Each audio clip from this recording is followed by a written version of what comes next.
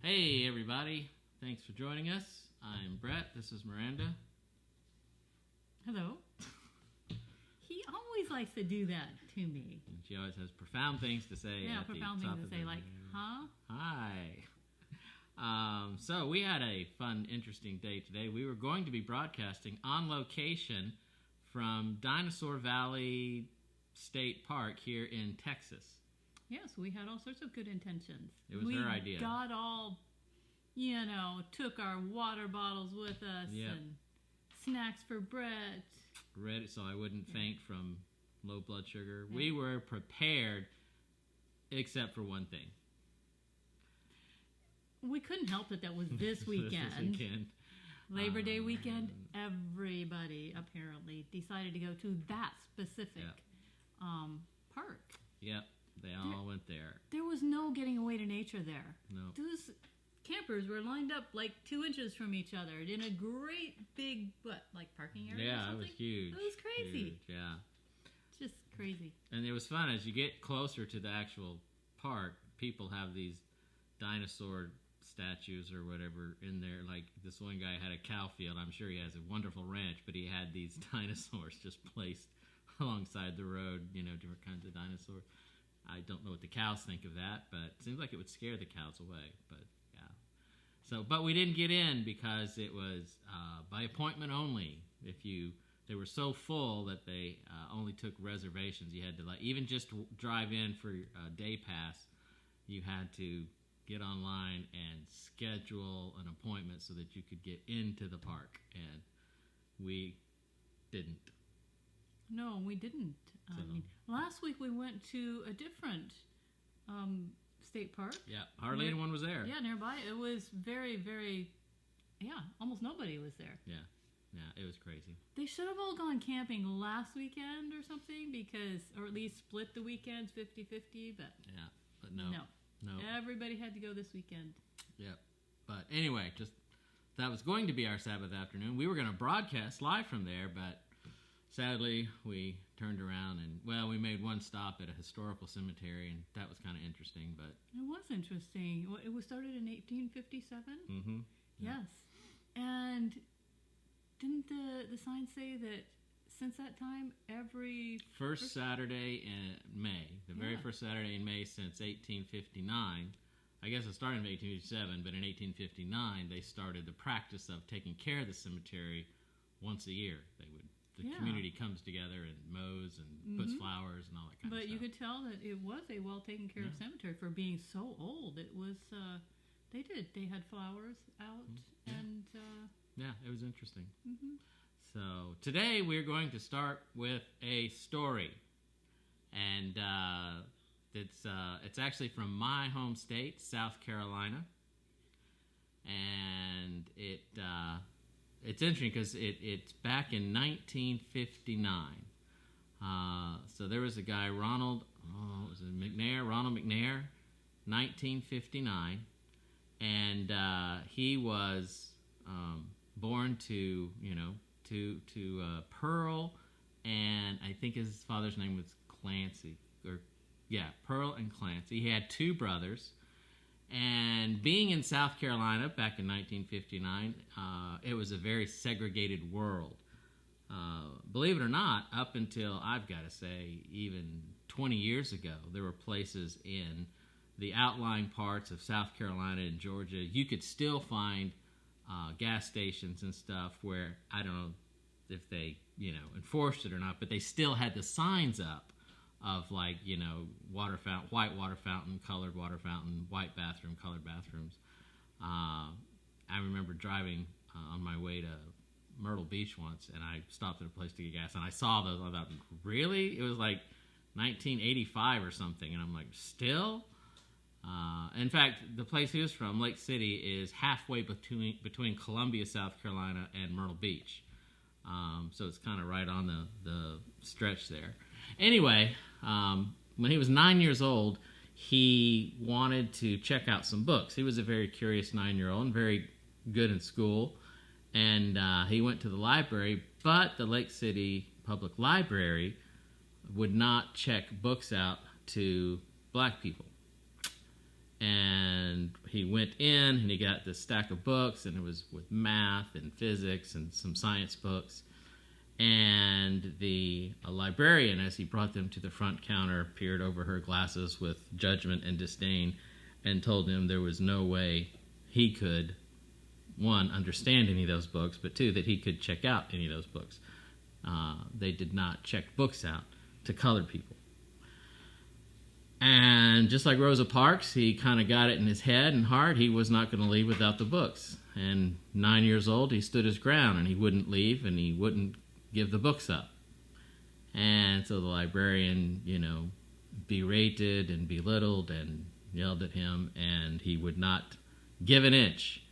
And so she called the police, and the police showed up and tried to force him to turn the books over and leave. And about the same time, his mother showed up.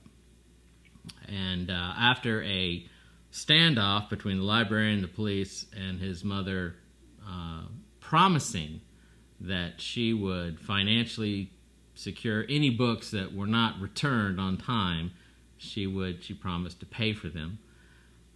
They finally let him go and allowed him to borrow the books. It was interesting, they didn't check them out. They just allowed him to borrow them without checking them out, because they don't check books out to colored people. But being a small town and everybody knows everybody, they allowed the mother's guarantee of financial return on any books that didn't come back to be enough to allow him to borrow the books, and borrow him he did.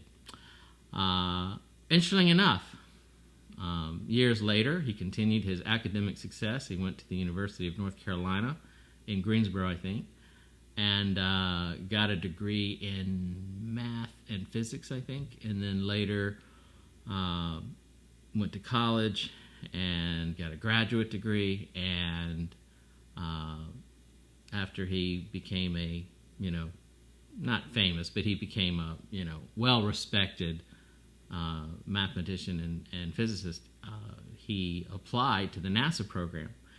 And three of them were chosen. Out of 10,000 applicants, he was chosen to take part in the NASA astronaut program.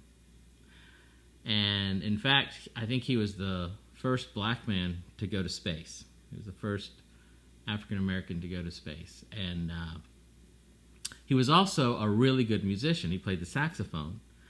And after his first mission on a space shuttle, he was a mission specialist. They decided that he was going to record live, I guess the first jazz piece, to be played in space. Years and years before, they had played, I think, Jingle Bells on the harmonica. One of the Mercury astronauts did, I think. But he was going to, that was the only thing they'd ever done music live in space. He was going to be the first African American to play jazz in space on his saxophone. And as he was selected as one of the three mission specialists on the Challenger, he never got to make his recording because as you probably know, the Challenger mission ended after launch when it disintegrated, I think, 9 miles above the Earth. Interestingly enough, you can go to Lake City, South Carolina, and the very library that refused to check any books out to him because he was African American is now named after him. And that's the story of Ronald McNair. Oh, that's very interesting. Yeah. I don't know if Aspen showed the pictures or not, but yes, she did. But it sort of went along with today's topic because here was a 9-year-old boy who everyone around him looked down on him and scorned him and thought less of him, where he stood and said, he said, "This is who I am. This is who I am. This is who God made me to be." Yes, and clearly he was right. Yes. And that takes us into today's topic, which Miranda will now talk about while I adjust the mic. Oh, okay. So basically we're going to be talking about the parable of the two worshipers today. Maybe just a little bit of Peter and maybe the sower thrown in for good measure. So if any of you guys went to Sabbath school today, studied the Sabbath school lesson for the week, it talked a bit about being meek, basically being humble. So one of the guys in our Sabbath school class said, if a meek person interviewed for a job, they probably wouldn't get it. And this is where meekness and humility have connotations of being weak. But that's absolutely not true, because basically humility requires far more strength than pride does any day. Because if it didn't, we'd all be humble instead of prideful. Because Jesus says basically that the true exaltation of man is humility. So also, an employer would do well to hire a meek and humble person, because more than likely that person will be an honest person and a hardworking person and a truthful person. You may be wondering where that came from. Did you tell him about the comment in Sabbath school? I about didn't, the guy? no. Oh, see, I have to explain the background to some of these things because it's here. It's here. It's in her head, and she's thinking, oh, everybody knows it, and she says these things. I'm here to explain the background. So a guy Thank you, Brett. I am here for you. Yeah. This is what I do. They all appreciate it. Not so much here on camera, but you people out there appreciate it. I'm going to pay for this later, aren't I? So in Sabbath school, one of the people, we were talking about meek. I guess it came up with the teacher said, what do you think of when you think of the word meek? That's Something how we kind like of started that. Yeah.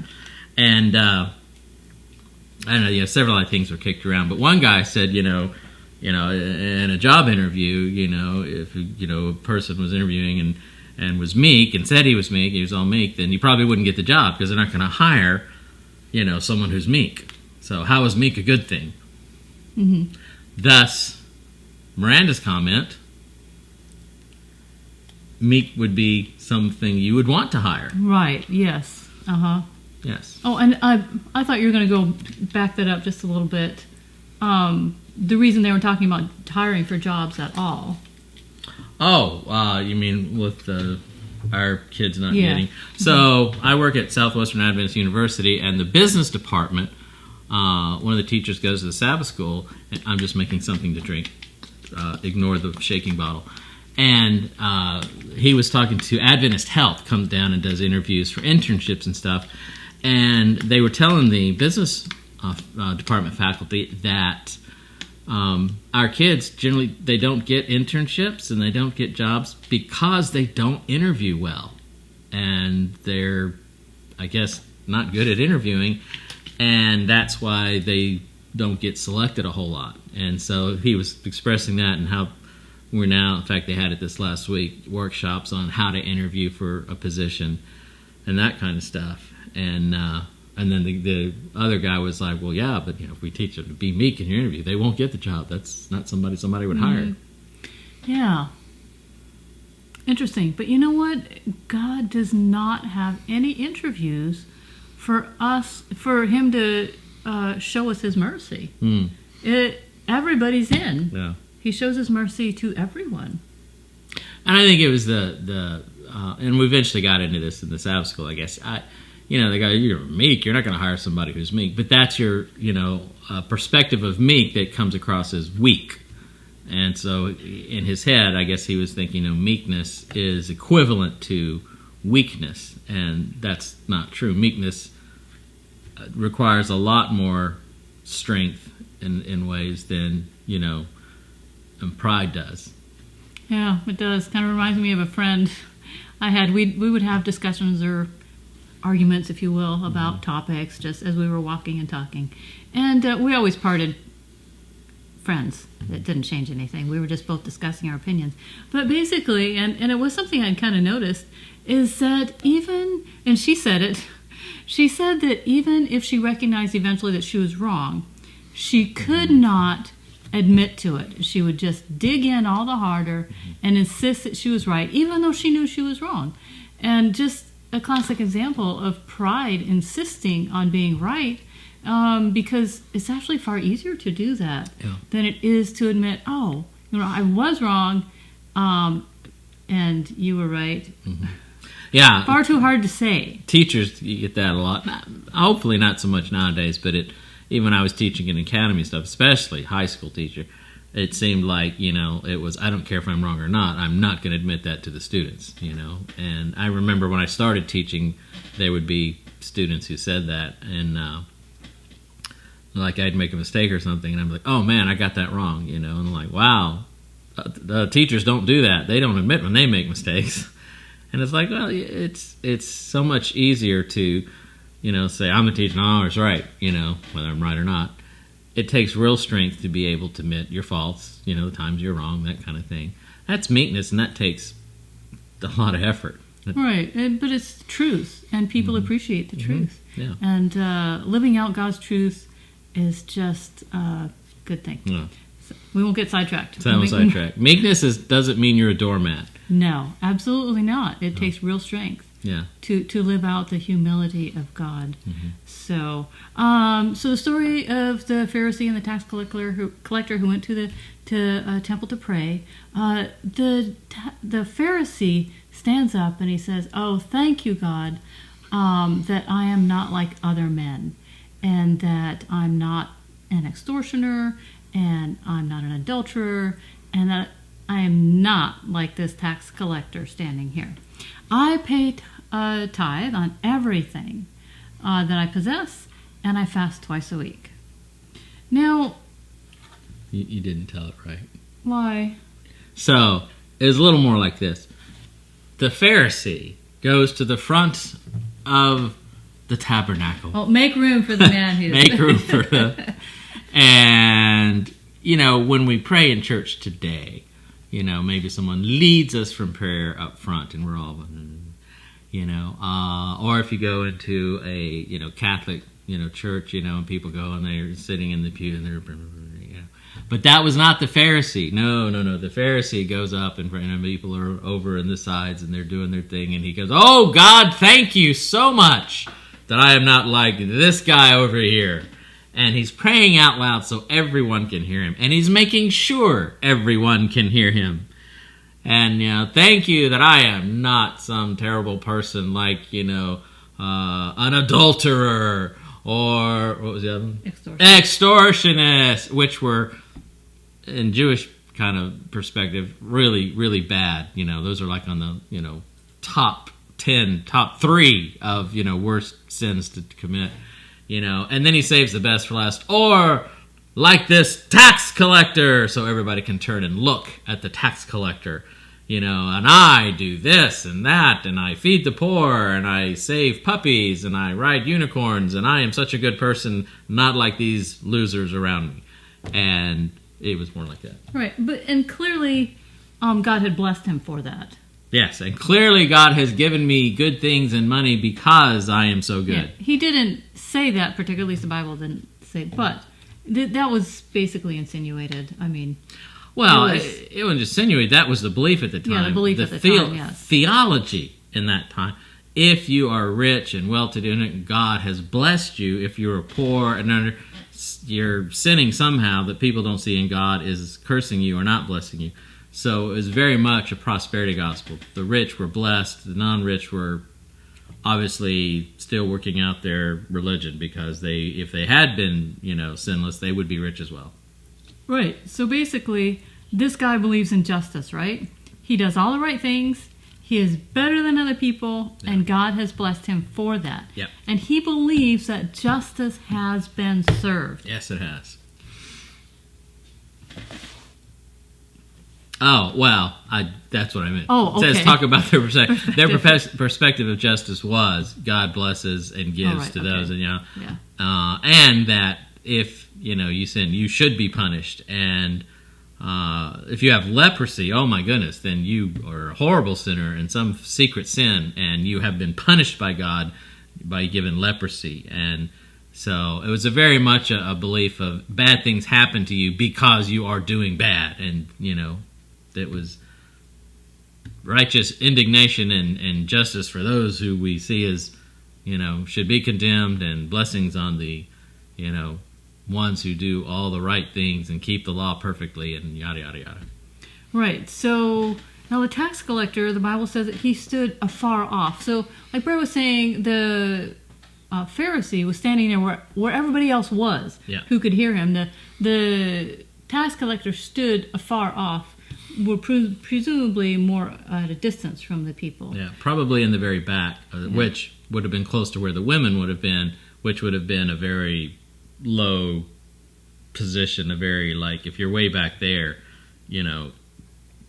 it's like, I don't know, equivalent of today going into the janitor's closet, I guess. It was, women were second-class citizens, and you would have been, back there close to that. He would have been trying to, hide himself or, not be noticed. Mm-hmm. Says he didn't even look up to heaven, but he beat his chest and said, "God, be merciful to me, a sinner." Blessed are the poor in spirit. So in the comparing and contrasting the two, you have the Pharisee, who believes he is blessed of God and that he is good and righteous and, elevated above these other people. And he's a Pharisee, so he keeps the law, and he knows the law and keeps the law, and, so therefore he is, God's favorite. And yet, in this parable, the tax collector Jesus was using polar opposites. The Pharisee was, the epitome or the height of Jewish socioeconomic status, right? So the Pharisee was that's what you strive to become. And the tax collector was the most hated among Jews, because it wasn't, the tax collectors were hated worse than Romans. Because, yes, the Romans were the oppressor, but a tax collector, a publican, was someone who worked with the Romans. They were traitors to the Jews. So they were hated even more than the Romans. And so Jesus is using the two polar opposite ends of the spectrum here to make his point. And, the tax collector was being hated by those of his own family, his own race, his own culture. He was one of them, and yet, he was it. But, as you see in the parable, obviously, he was the living example of what Jesus said in Blessed are the poor in spirit, those who understand and know their spiritual need. The Pharisee was blind, and Jesus spent most of the ministry telling the Pharisees, you're blind. Yeah. And here, the tax collector was the one who could truly see and was truly blessed and truly elevated, because he was the poor in spirit. He knew his need. Yes, and this parable actually starts out with, and Jesus told this parable to those who thought that they were righteous. Yeah. So, yeah. Jesus said that the tax collector was justified, and not the Pharisee, because he who exalts himself will be humbled, and he who humbles himself will be exalted. So basically, the prideful seek justice, while the humble seek mercy. Yeah, pride seeks righteous judgment on everyone except themselves. Yes. And the meek, or the humble, they seek mercy for themselves and others. Yes, themselves and others, because, when we forgive those who have mistreated us, that is mercy for them. Mm-hmm. And we then are sowing seeds of truth into their lives, as well as building our own faith relationship with God by living out his words. Mm-hmm. So basically, this reminds me of Peter the night before Jesus' crucifixion there in the Garden of Gethsemane. He drew his sword and he cut off the high priest's ear, right? Justice was served as far as he was concerned. But Jesus, he showed mercy. He picked up the servant's ear and replaced it back in his ear, and no doubt it looked better than before Peter had cut it off. Mm-hmm. Yeah. I mean, Peter was doing what he considered the brave thing. I'm pulling my sword and fighting for Jesus, and this is a holy war and a righteous war, and I shall smite your ear, I guess. And yes, he was what many would have thought, that was the strong and brave thing to do, and we still, today we still see that, it's the... Yeah, we're like, well, the man tried. He was doing his best. He was defending Jesus. Run up against the crowd and fight for the, fight to the death, and... For the right. Right. Yeah. And so, but Jesus was showing him that's actually not the strong thing to do. The strong thing to do is to heal this person who is betraying me. These people who have come to get me and were going to turn me over. I'm going to heal him, and I'm going to allow this to happen because it's part of the bigger plan. But it was more strength, because it would have been easier, in a way, to do the strong thing. It would have been easier for Jesus to say, well, look, I've had it. You guys obviously are never going to get this. So 10,000 angels, come get me, and we'll all go home, and the humans are on their own. That would have been, his show of strength and divinity would have been the easy thing to do. It took far more strength to not do that, but to love them and heal the guy and allow the whole rest of the, Gethsemane and the crucifixion and everything, to allow that to happen. And that looked like weakness. And instead, that took far more strength than, he saved the world. Yeah. I mean, how much strength does that take, right? Yeah. And all done by the power of humility and in meekness. Yeah. Showing mercy to the whole world. Yeah. So little did Peter realize at that moment that he too would need Jesus' mercy rather than justice. Yeah. Jesus had told him that he would deny him 3 times. But Peter knew that wouldn't happen. Surely. He would not do anything like that. He was stronger than that. He would never deny Jesus. He would always rise up and fight for Jesus. So it turns out, before the night was over, of course, Peter was in desperate need of mercy himself. Yep. So Peter could not have imagined himself in such a situation. No. He wanted a deeper relationship with Jesus, right? And he would not have gone about it, though, by denying Jesus 3 times. I mean, that is not how you get a deeper relationship with Jesus, right? And yet, that's how it happened. This is how Jesus brought Peter to a point of a deeper relationship with him. It was his failure that brought him a deeper relationship, not his pulling his sword and fighting. Right. It was actually elsewhere in the Bible where it says, my strength is made perfect in your weakness. It was Peter's weakness that brought him truth and humility and a deep relationship with Jesus, not his trying to be strong. Yeah. And anyways, now having received such great mercy himself, he had the meekness and humility to have mercy towards others. So he became a changed man in his own brokenness like that. And so I've enjoyed looking at the whole come follow me points of these stories that Jesus tells. And, the come follow me part of the story starts where the man says, God, have mercy on me, a sinner. So Jesus shows here 2 ways of living. The one way sure looks right to us. Do good to be good. It makes a lot of sense. And yet then Jesus points out a whole different way of living. Whether we're being offended or humbled by man or exalted by him, it wouldn't hurt at all if we said those very same words as a tax collector. God, be merciful to me, a sinner. Because that will give us a correct perspective of who we really are or where we are in our lives. And we think that might make us feel pretty dejected to be at that low level, basically, and yet not at all. When we recognize that we are but poor sinners and have no strength of our own, and that God's mercy is all that we need, we also recognize how God provides all that we need, everything that we need. And in him is our true strength, our ability to live out. Humility for the person who has attacked us. And now when, like Jesus, we can sow those good words into someone else's life. And hopefully at some point in time, the Holy Spirit would water that and grow it up into beautiful fruit in their lives as well. And which reminds me of Paul, who says, I've learned to be content in all situations. Humility is recognizing that God provides all that I need. And humility allows me to be peaceful in all situations.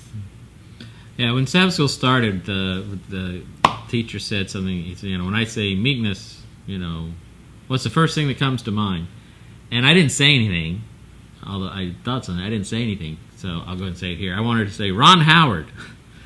And if you know Ron Howard, he's Opie on the Andy Griffith Show, but he's been a movie director and owner of a film company for a long time. And the reason it made me think of that is that there are directors who make wonderful movies that people hate, and actors and people say, I will never work for them again. And there are directors who people love and say, any chance I get to work with this guy, I will work with him again. And the difference is Ron Howard's one of those that people just love to work with. And one of the reasons is he has this approach to making films that is very collaborative, and he's very open. He understands that the meekness part is that he's the director, but lots of people have lots of great ideas, and he's not afraid of those ideas. He's not afraid of people's input. He doesn't take those as tearing his own ideas down. He understands that we can make a better thing if we all work together. And so he respects people's input and ideas, even if he uses them or not. He respects people, to the actors and people who work on the movie with him, to hear their ideas and their opinions and their perspectives. In the end, though, he's a ferocious protector of the story itself. And he has the one, that says at the end, I make the decisions because it's my job to, protect the vision and the story. But he's open to other people adding on to changing, kind of things that if it helps the story. And that's a very meek position to take, I thought, as a leader, and all leaders really, that work as a team, is you don't take feedback or take personally. You don't take, others' ideas as a, putting down of your own ideas. It's very working in humility to be able to be open and hear all this, and yet still, have the integrity to defend, and take care of the story itself. But in Sabbath School, the guy was talking about, Moses' meekness, but he had the veracity to defend, protect God's image and God's reputation. And yeah, I thought that was a really kind of good definition of meekness for us as people, as leaders, is to, when we get passionate about, something, like Jesus did when he cleared the temple. He was passionate and zealous over, God's house, his Father's house. But he was so very meek and mild, that the lame and the sick and the others came flocking to him. If he had been, Samson clearing the temple by pulling the pillar, people would have been scared of him. But yet, he had both. He had that, I will defend my Father's house and my Father's, name. And he had the openness and meekness that people were just drawn to him. And that's kind of... Like those, though, who were at the point in their lives where they needed his mercy. Yeah, they knew their need, and they were drawn to him because they really felt and knew that he could, touch that need. Mm-hmm. We always say, as we talk through this, something will come to us at the end. That'll be what we say at the end. That's what came to me. Yeah. I think that pretty well wraps it up and says what we wanted to say today. That when someone basically attacks us, or and puts us down, or whatever it might be, and I know it happens a lot. It seems to happen a lot in jobs and stuff. Various people have talked to me about that type of thing, and it seems to happen a lot. Everybody being prideful and wanting to do their own thing, wanting the best job, wanting the easiest, wanting, that sort of thing. And yet, that's pride.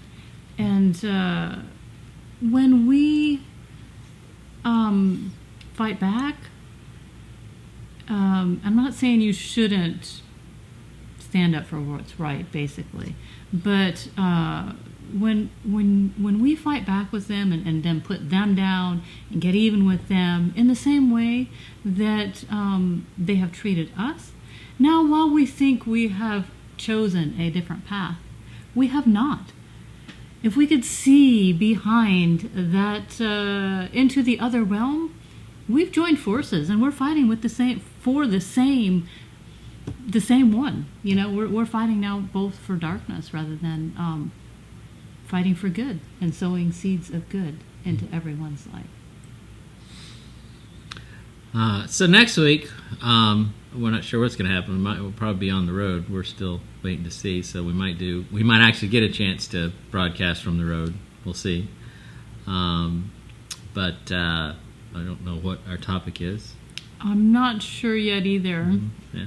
But it will be something. And so tune in next week. We may actually be somewhere in the middle of Texas or Colorado or Utah or somewhere. Yes. So, all right. So thanks for joining us, and have a great rest of Sabbath day. And we'll see